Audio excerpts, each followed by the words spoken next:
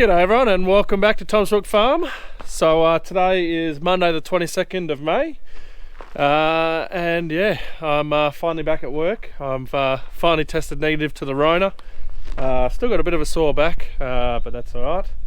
And we're a team member down. George is gone. He's headed off to the station. He's actually on his way up today.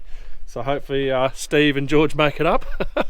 And I guess we'll find out if not, but that's all good. He will make it, I'm certain. Anyway, what we're going to do now is grab Bill and head down to Henry.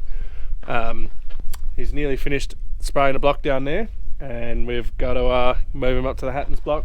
And on the way past, we've got to fill it up with water and also got to chuck a chemical on. So I'll update you that in a sec.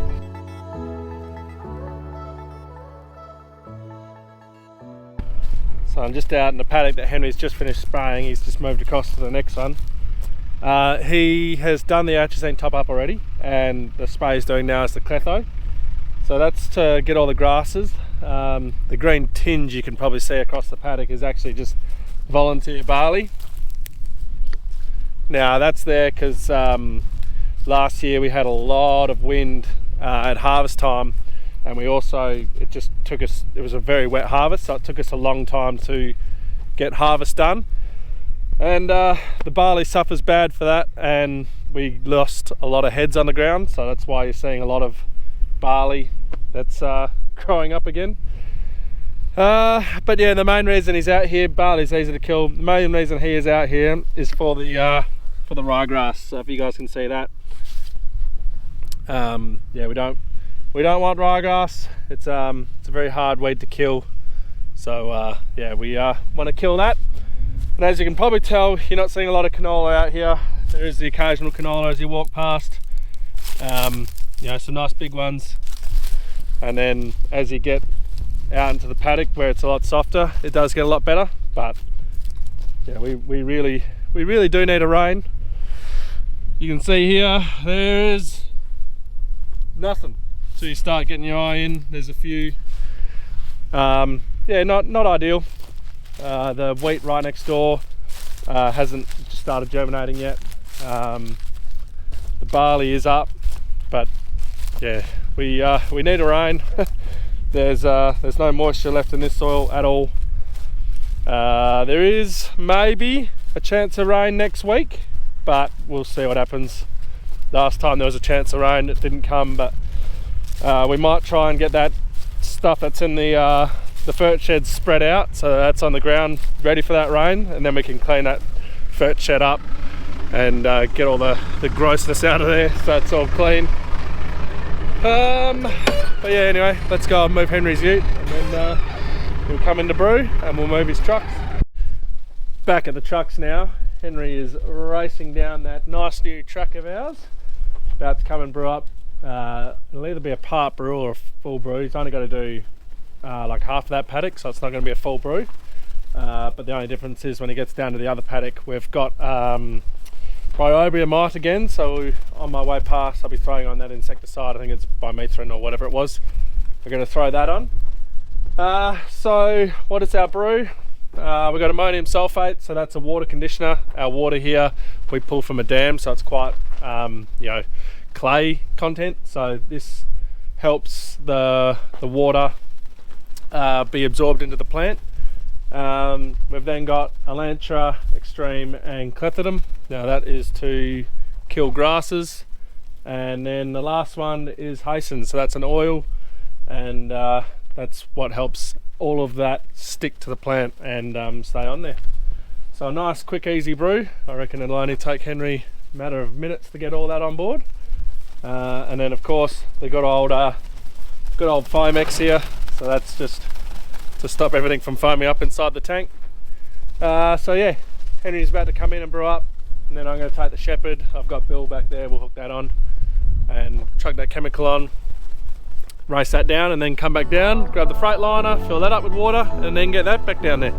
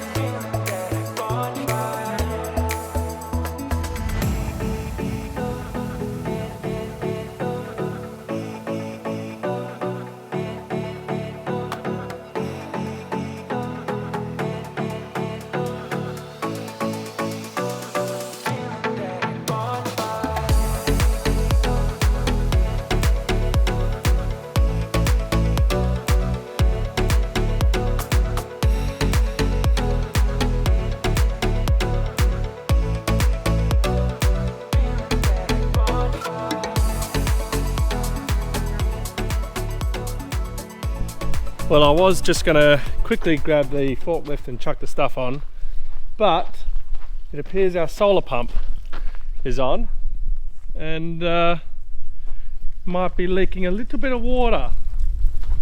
So I'm gonna quickly go down and turn that off before we lose any more water or the lining in there gets destroyed or split or something like that.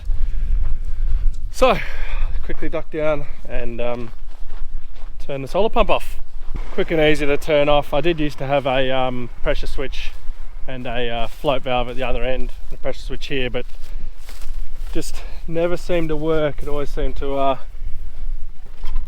pop on us or yeah, something like that. So we're just going to do it manually now and hope that someone remembers that they've turned the solar pump on and then they've got to turn it off. And another reason we need rain, the dam.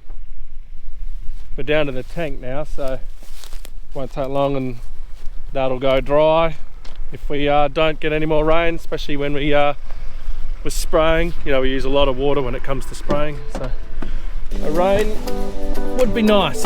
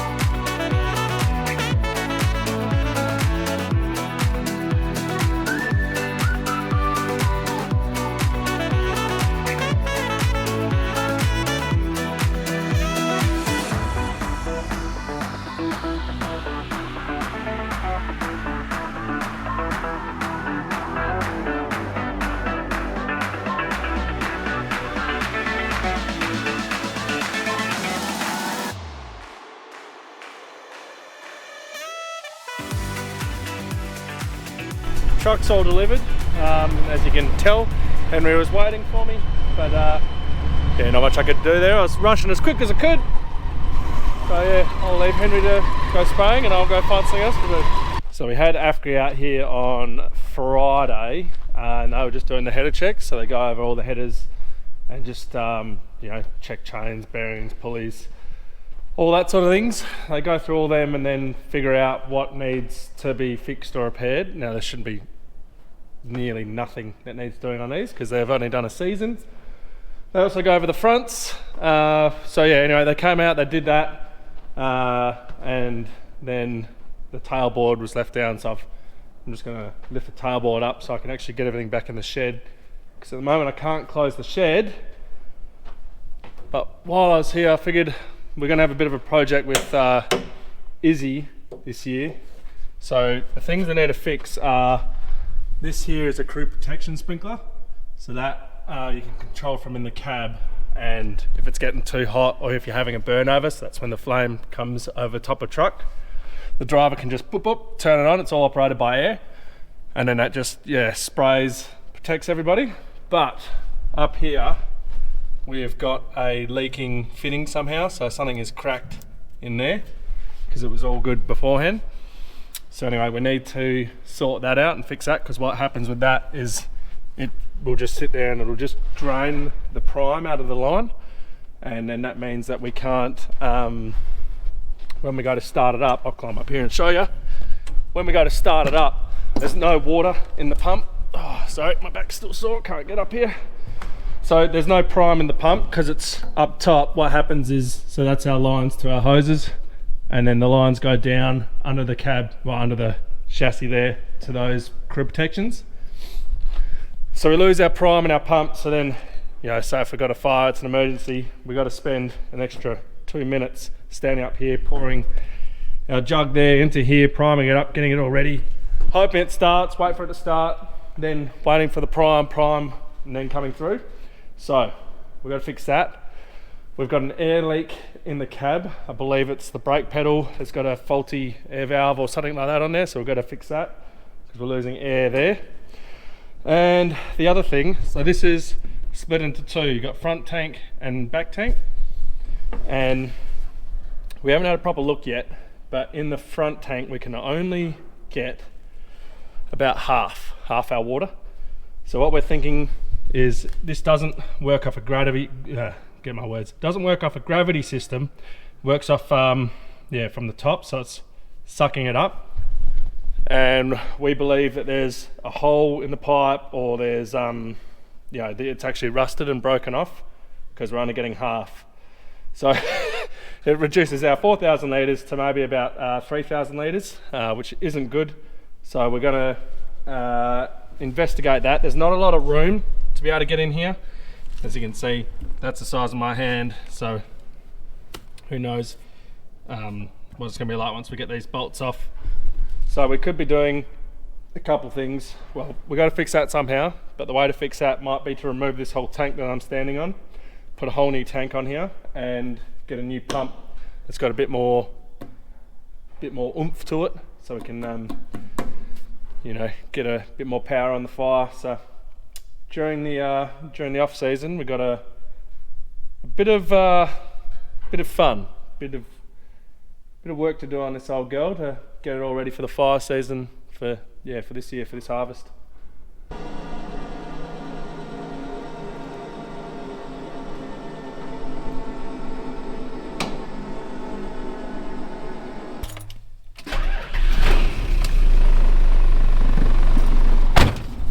It's not far I need to move it forward, but it's enough to not be able to close that door. So back here, this is our crew protection, and then you can see we've got our back tank is full and our front tank is only half full. So we've got to sort that out. And you might be able to hear that.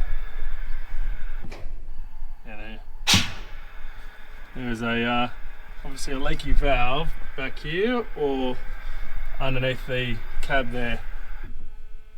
But that is draining out air, and that's not good, because what we do is at harvest time in the mornings we will start.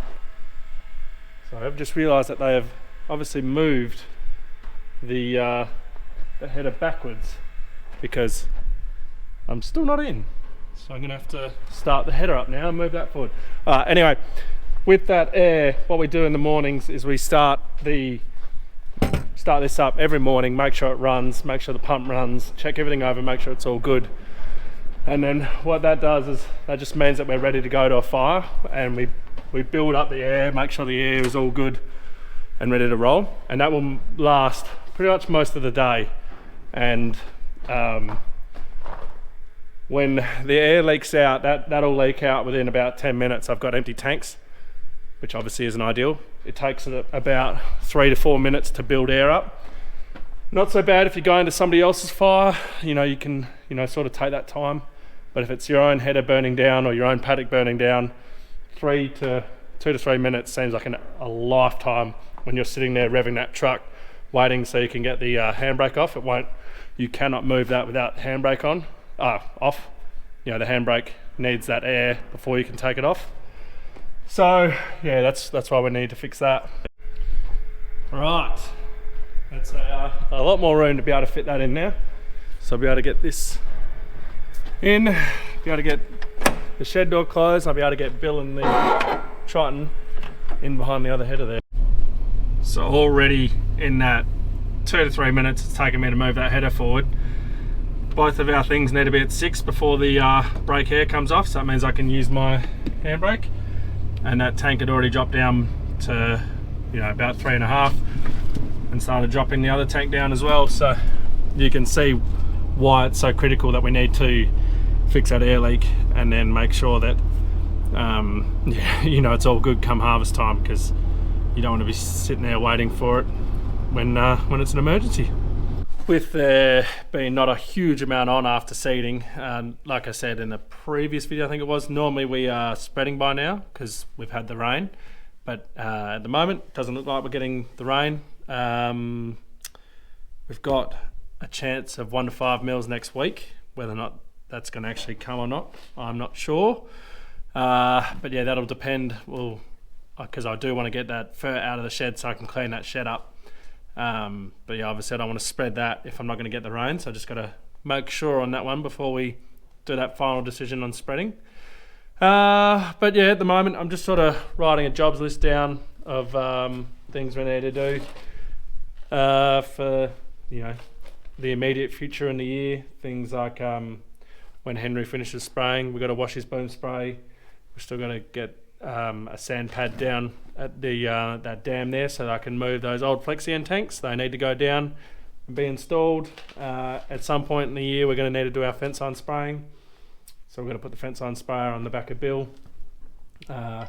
We did last year get the fence lines graded before we had our own grader, but we'll go back again with our grader and just do a sweep just to get whatever might be, any saplings that are growing, get them off.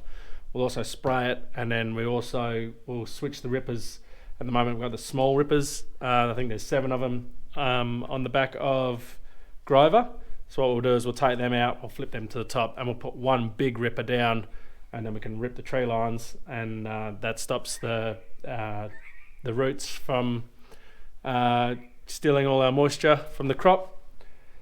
We've got to go do a few courses. We definitely need to go and do a first aid course. That's a pressing one. It's been a while since we've updated it, so that's one we've got to definitely got to go do and organise.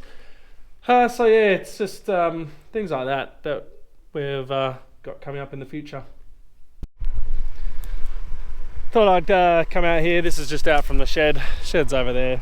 This is barley. Show you that it's not all doom and gloom that I am going on about. We do have stuff up. So we've got barley up and looking good, and whilst it might not look like it on the camera, you can see there's a green tinge across the paddock, which is good. Yeah, look, it's dry. Canola is struggling. Barley is up in most places. There are places like right next to me here where it's not, or it's you can see there she's only just coming through. The wheat is germinating in spots, but yeah, it's farming, isn't it? You got to take it how the weather comes. There is enough sort of for a crop if worst came to worst, but you know, it will rain eventually. Just when, I'm not sure. So tomorrow I might try and convert that spreader back to fertilizer, so I can come out here and just spread the rest of that fertilizer that's in that shed, just so we can get that out, and just hope that we get that rain that happens next week. So yeah, I guess with that, guys, I'll leave the video there.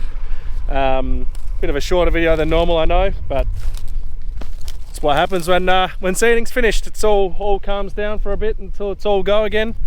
Yeah, if you've liked it, give us a like. If you haven't subscribed and you're enjoying the content, hit that subscribe button, and I'll see you guys in the next one.